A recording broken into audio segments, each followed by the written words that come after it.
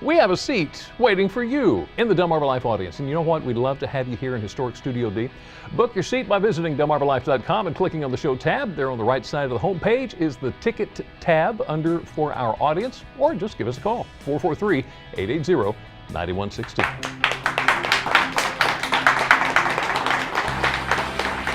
I'd be willing to bet you that if I did a survey of everybody watching right now, I'd find that a majority of you have a jar of petroleum jelly in your medicine cabinet. I know I do. I know I do. It's used for so many things. For instance, according to One Good Thing by Jilly, ladies, if you put a coat of petroleum jelly on your eyelashes before you go to bed, it may help your lashes grow longer and thicker over time. How many times have you gotten a ring stuck on your finger? Well, apply the jelly around the ring area, gently move it back and forth, and it slides right off. With the colder months ahead, if your pet tends to end up with cracked paw pads, you can rub a little petroleum jelly on their pads and give them some relief. You might even be able to use petroleum jelly to repair stains, rings, minor scratches in wood furniture. They say you can cover each scratch with a liberal coat of jelly, let it sit for 24 hours, rub it into the wood, wipe away the excess, and polish it as usual. And you might even be able to restore that leather jacket after all. Rub in the petroleum jelly, wipe off the excess, and you're ready to go. And of course, there are traditional uses. We put it on our baby's bottom to help soothe diaper rash. I use it for cracked lips and to moisturize skin. As a matter of fact, on occasion, I will polish my boots with it. So there you go. Some questioned recently, though, whether or not we should be using petroleum jelly at all. If, after all, it is a byproduct of oil. So, joining us today to try to clear up some of the confusion is Dr. Anjan Nan, Assistant Professor at the School of Pharmacy at University of Maryland, Eastern Shore. Thank you so much for joining us today. It's Thank great you to very have much. Why do you think petroleum jelly has become such a staple in our household? You know, petroleum jelly it's really a remarkable product, and you know, it's something that traditionally, as you mentioned, is used as a protectant. And what I mean by protectant is its basic function is to keep moisture trapped in. So if you're applying a petroleum jelly on your skin, it's going to prevent moisture from leaving your skin, which will keep it hydrated and nourished. And also, in some cases, if you have, let's say, a minor cut or a wound, if you apply petroleum jelly to that, it will prevent bacteria from outside coming into your skin, and thereby it's basically going to give you protection. So that is one of the major reasons why petroleum jelly is such a versatile and nice material to use. And you mentioned it moisturizes. How effective is it? Here is one of the things that I think people should be very clear about, is that petroleum jelly by itself does not moisturize. It does not contain any moisture or water. What it does is it prevents moisture from either escaping or from outside coming in to your surface. So petroleum jelly's real function is to just be a protecting sheet or a protecting coat, which would otherwise retain the moisture that you already have in your skin. Okay, so suddenly there's been a lot of talk about whether or not it's actually good for you. What's some of the concern here? So here is what my take is that petroleum jelly, you know, as the name suggests, it comes from petroleum, as you just mentioned. So a lot of people get concerned or panic thinking that because it's petroleum, it might be unsafe for use and it might be bad for our body.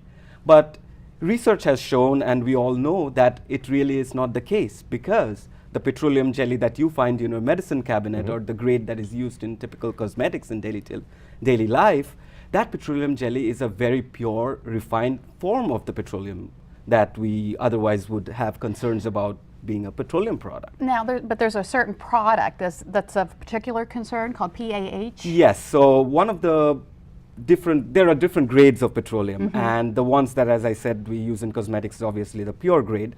But some of the less pure forms might contain small amounts of these molecules called PAH, which are polycyclic aromatic hydrocarbons. Now, there are some reports and there are some studies that have suggested that these could be related to causing some sort of a skin rash, or even in very few reports there have been statements made that this could lead to cancer.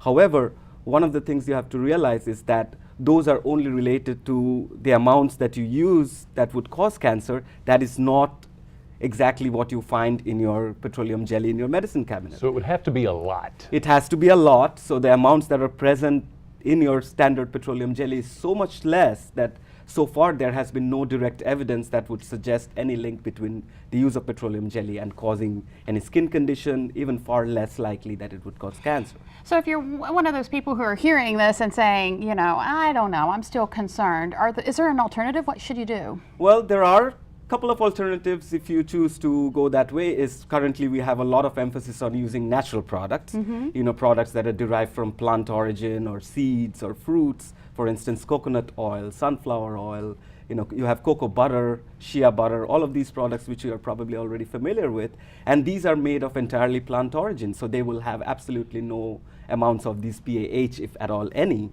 Although again, coming back to the same issue, I would say that, you know, the amounts that are present in our normal petroleum jelly or your Vaseline or some of these products are absolutely safe, and there shouldn't be any concern at all. Right. So when we go, is this anything we need to panic about? I would say definitely not.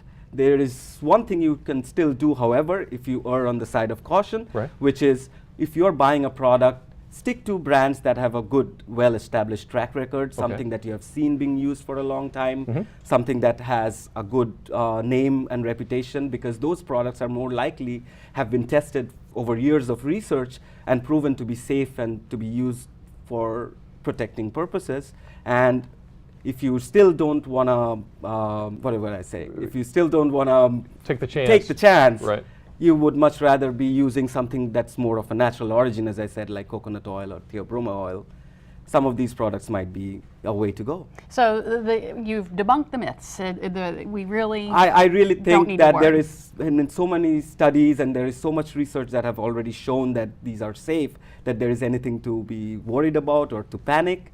And most of the confusion comes from the fact we have so much information out on the internet or other sources which doesn't give you the complete picture. Right. So really there's nothing to worry about. These are safe to use. They have been validated by the US Food and Drugs Administration to be safe. And as I said, they've been used for years. So we're good to go. They're good to go. We're good to Dr. go. Nand, Absolutely. thank you so much for joining us this afternoon. Thank you very much. It's a pleasure lot to of be here. great information. And while we're talking about what's inside your home, take a good look around yours. Is your fridge too full? What about your dishwasher? Is it packed? The last thing you need when entertaining this holiday is your kitchen appliances to clunk out. Up next, the do's and don'ts to get the most out of what you have. And a little bit later on, Three Penny Opera takes the Delmarva Life stage to rock us into the weekend. Delmarva Life. We'll be right back.